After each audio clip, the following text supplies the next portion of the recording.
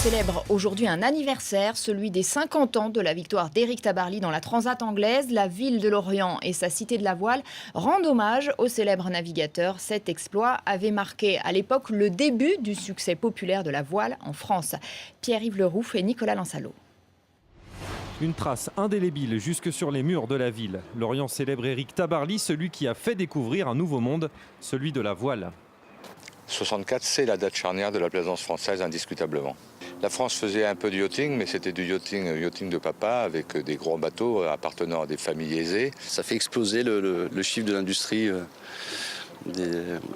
nautique française. Il y avait 2400 bateaux construits en 63 en France. Il y en a eu 25 000 en 64, puis 50 000 en 65, etc., etc. Des performances et une personnalité hors norme, source d'inspiration pour bon nombre de navigateurs, professionnels ou amateurs. En juin 1998, sa disparition en mer d'Irlande entretient le mythe.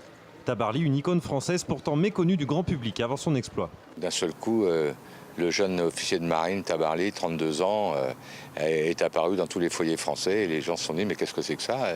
Et en plus, il venait de battre les Anglais, ce qui était quand même pas mal. Une prouesse qui a valu à Tabarly à l'époque la une des journaux et même la Légion d'honneur décernée par le général de Gaulle. Un titre de gloire, mais surtout une empreinte dans la mémoire collective, même 50 ans plus tard.